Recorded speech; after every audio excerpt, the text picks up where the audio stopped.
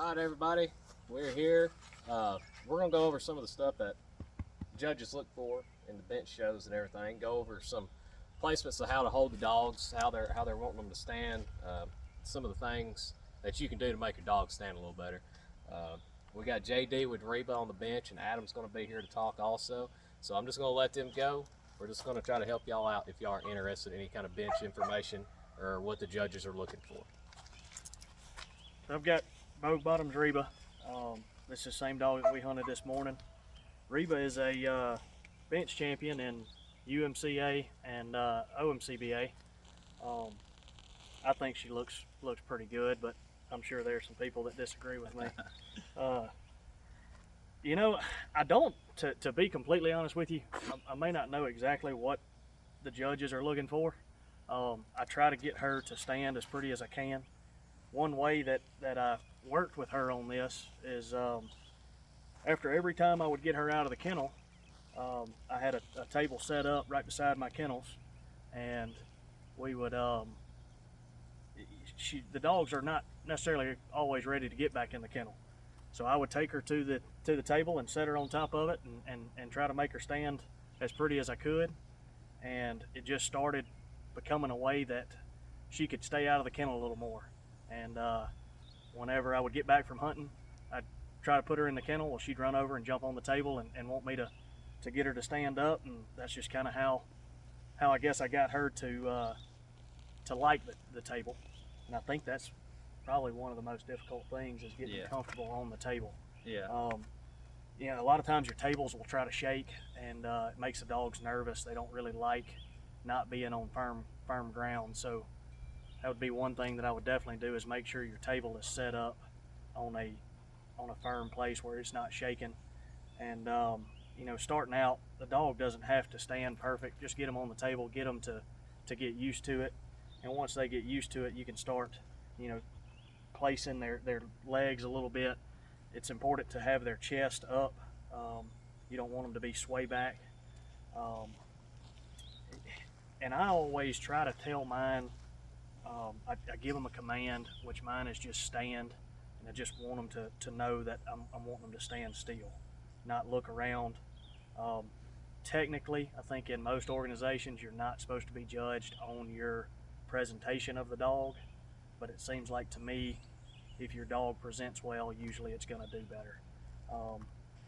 I know that they judge on, you know, kind of body features, their build. They want to see usually more lean dogs. I think the breed standards are they're supposed to see a few ribs in the back.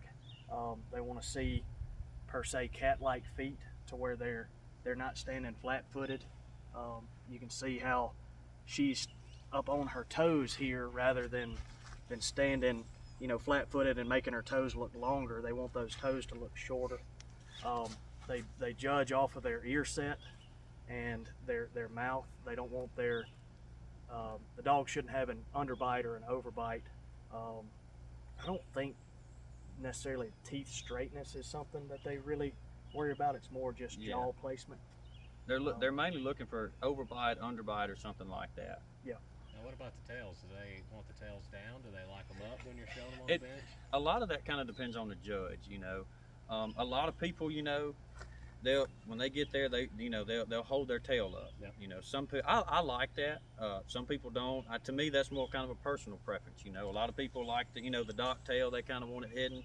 I mean, I feel like, you know, just from, you know, showing hounds and stuff like that, you know, you want to see people curl the tail. You know, bird dogs, they want them stuck out. To me, that's a personal preference of mine. Now, what about the dewclaws as well? Because I know some judges prefer the dewclaws and some don't prefer the dewclaws. That's kind of a it depends on the organization that you're showing in, and it's kind of the same with the tail. I think breed standards is bobtailed or natural bobtailed. Yes. But you know, I don't think they necessarily dock you for having a long tail. It just may be up to the judge at that point. Dewclaws the same way? Dewclaws, OMCBA, I believe it says that dewclaws are preferred. In UMCA, it says that dewclaws are owner's discretion or something along those lines. So OMCBA, it neither require it. OMCBA prefers you to have dewclaws, UMCA, it doesn't really matter. They're not supposed to take anything away from the dog if it doesn't have dewclaws. However, I've seen some tiebreakers on the dewclaws. Yes. If there's two dogs that are showing very well, they're hard to decide between. I've seen dewclaws be the tiebreaker, and Reba does not have dewclaws. No, well, rear dewclaws. She has front dewclaws, but I don't know. I guess she's it's enough people that's liked her along the way. She's been able to get her bench champion title in both those organizations. So We'll talk about how y'all would work with the dog when y'all first get it on the bench, some of the hand placements to help them stay, and how you stretch them out. I know, Adam, you've been over it with me, you know. Yeah, so there's one of, in my personal opinion, you know, and we're still kind of new to all this, but in my personal opinion, the main thing, if you're trying to get a dog ready for a bench show, is to make sure they're comfortable. You know, you see a lot of people go to these bench shows and they try to get their dog up there, and their dog's nervous, so they won't stand. They'll kind of hunker down or be real tense and everything. And you know, JD's put a lot of work into Reba. You know, she's just, of course, she's just as sweet as she can be anyway. But she's a very, you know, she's comfortable up here. You know, she's not wallering around. You know, and we try to use a sturdy bench, something to get them used to. And a lot of people don't too much care for the bench shows, but we enjoy it. You know, it's something else to do. If you're interested in a bench show and kind of a little more about it, kind of see how it's supposed to be, it's really good to go to, like, if you have some local hunts around your house or something, go to something like that and watch and, you know, kind of pay attention. But once you kind of get your dog used to it and you kind of see whatever organization that you're into, kind of what their breed standard is and what they're looking for a dog, get your dog comfortable, try to get them up to where they're, you know, the breed standards are, kind of how they want them placed, but also get your dog used to somebody else coming up to them and touching them. Because when a judge comes up there, and I don't know if we can do it on this video, but you'll have a judge come up from the opposite side of you. They're going to look at your dog, they're going to look at their feet, they're going to walk around, they're going to get behind them, and they may or may not touch on them and pet on them and stuff. I've seen them open their mouth, look at their teeth. Yeah, and a lot of judges, look in their ears. Yeah, they'll tell you to open their mouth, or they'll reach down, they'll look at their teeth and everything, and ears and everything. They'll touch on your dogs, you know, some of them will, or this or that. And if your dog is already, you know, a little bit uncomfortable being on the bench, that's going to make them even more uncomfortable. But it's got a lot to do with your dog has to be comfortable, and it takes a lot of work to get them to that. And you need to have your dog to the point of where they are. Most dogs, when you put them up there, they may be comfortable on that bench, but they're still wanting to play, jump around, move around, spin around. You kind of got to get that out of them and make them realize, hey, you got to stand still. I want to be able to place my hand right under that chin, and then I usually try to raise that chest up a little bit to get some of that sway back out. There's some people that will pinch right here under their chest, or massage, just pet, and it makes them kind of pick that back up a little bit, and they also will want to roll their toes over, and that gets some of that long-toedness out.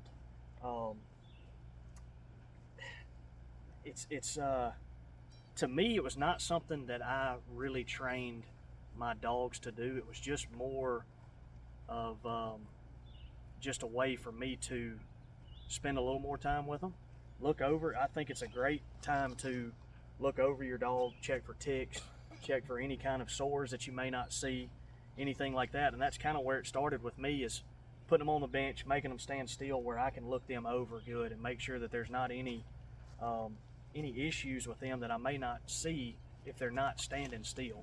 And it's been countless times where, you know, I've found ticks or whatever else, you know, a long toenail that may need to be trimmed, or something that they've done in the woods that may need a little bit of medicine or something put on it. So even if you're not going to do the bench shows, you don't have any desire, I think it's a great way just to be able to put hands on your dog, let your dog, you know, be comfortable with you putting your hands on it and looking over it, make sure everything's okay with the dog. Well, guys, I appreciate y'all breaking it down and everything. Like I said, if y'all have any questions or anything, you can drop down in the comments and one of us will get back to you. I'm sure y'all watch the video and everything when it's posted. So like I said, every organization, they kind of look at different things. This is just kind of what we're going off of with the squirrel dogs. You know, the coon hounds, it may be different. For sure, the show dogs, there's no telling what they do with all the different show dogs. Yeah, and all of those rules are posted very, very easily to find on any of those organizations. They've got all of the breed standards of what your dog needs to look like to meet those breed standards. And that's all a bench show is doing, is proving that a dog meets breed standards. Guys, I hope y'all enjoyed the video and everything. I appreciate y'all watching. Y'all have an awesome one.